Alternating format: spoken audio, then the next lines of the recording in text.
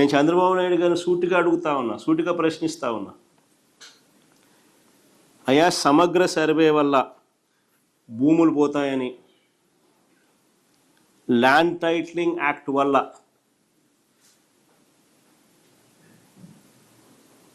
ప్రజల ఆస్తులు కబ్జాకు గురవుతాయని ఒక ప్రచారం చేసి ఒక డ్రామా చేసిన ఈ చంద్రబాబు ఇప్పుడు కేంద్ర ప్రభుత్వంలో భాగస్వామిగా ఉన్న ఈ చంద్రబాబు ఇప్పుడు పూర్తిగా యూటర్న్ ఎందుకు తీసుకున్నాడయ్యా అని అడుగుతా ఉన్నా. ఏపీ ల్యాండ్ టైటిలింగ్ నేను అడుగుతున్న భూమి మీది. ఆ భూమి మీ తాత ముత్తాతలు మీకు ఇచ్చారు. దానికి పట్టాదారు పాస్ పుస్తకం ఉంది. దానిపైన ఎవరి ఫోటో తమ్ముళ్ళు? ఎవరి ఫోటో? ఏం మీ అమ్మ తరపున ఆయన ఏమన్నా మీకు బంధువా? మీ నాన్న తరపున బంధువా? మీ తాత తరపున బంధువా? మీ దాయాదా? ఎవరైనా ఫోటో వేయడానికి? ల్యాండ్ టైటిలింగ్ యాక్ట్ అని మీరు పట్టుకొచ్చారు. ల్యాండ్ టైటిలింగ్ యాక్ట్లో ప్రాబ్లం ఏంటి? ల్యాండ్ టైటిలింగ్ యాక్ట్లో ఏం తీసుకొచ్చారంటే, లోకల్ సివిల్ కోర్ట్స్లో ఎక్కడన్నా ల్యాండ్ మీద డిస్ప్యూట్ ఉంటే సివిల్ కోర్ట్స్ అన్నిటినీ బైపాస్ చేస్తూ లోకల్ ఎంఆర్ఓ ఆఫీసుల్లోనే న్యాయం జరుగుతుంది, మీకు అక్కడే మీ కోర్టు కేసులన్నీ తేల్చుకోవాలనే విధంగా మీరు తీసుకొచ్చారు. న్యాయం కావాలంటే కేవలం హైకోర్టుకు మాత్రమే అప్లై చేయాలి, కానీ లోకల్ కోర్టుల్లోకి వెళ్ళటానికి వీల్లేదని చేశారు. హైకోర్టులకు వెళ్ళాలంటే ఫీజులు ఎంత ఉంటాయి? అదేవిధంగా మీరు లోకల్ అధికారులకి పవర్స్ ఇస్తే రేపు మీ మంత్రులు ఎమ్మెల్యేలు వెళ్ళి ఆ అధికారులని కనుక భయాందోళనకు పెట్టి వాళ్ళని ప్రెషర్ చేసి మీకు ఇష్టమైన వాళ్ళకి మీకు ఇష్టం వచ్చిన విధంగా డాక్యుమెంట్స్ చేస్తే ఎన్ఆర్ఐల్ని అందరిని ఇబ్బంది పెడతారని చెప్పి జనంలో భయాందోళనలు వచ్చినాయి. అది చేశారు మీరు.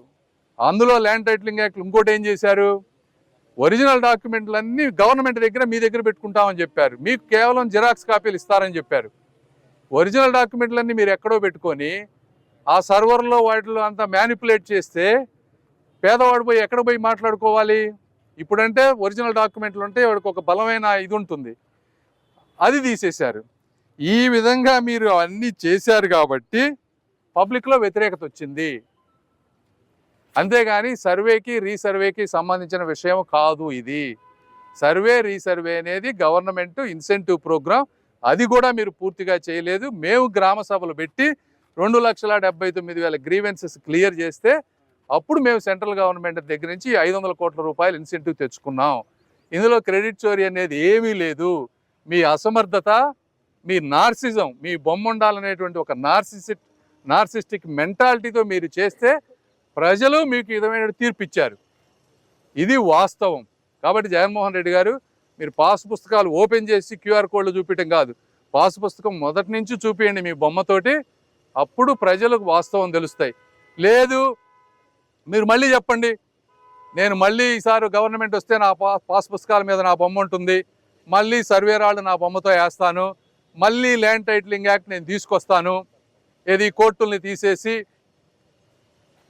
ఒరిజినల్ డాక్యుమెంట్స్ మేము తీసుకొని ఇవన్నీ చేస్తామని మీరు చెప్పండి ప్రజలకి. మేము వచ్చాక ఏం చేసాం? ఆ ల్యాండ్ టైటిలింగ్ యాక్ట్ మొత్తాన్ని తీసేసాం.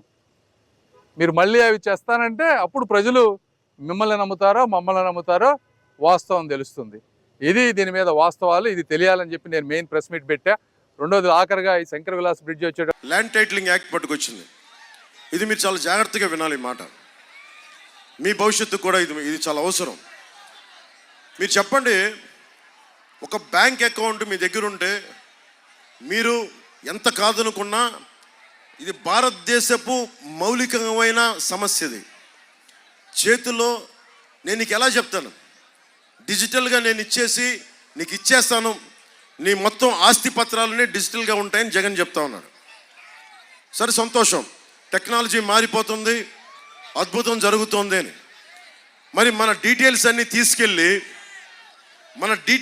తీసుకెళ్ళి హైదరాబాద్లోని అక్కడ మనం కూర్చోబెట్టి ఒక కంపెనీలో పెడతాడు. నానక్రామగూడలో ఒక కంపెనీ ఉంది, వైసీపీ వాళ్ళది. ఆ కంపెనీలో మీ ఆస్తి డీటెయిల్స్ అన్నీ పెడతాడు.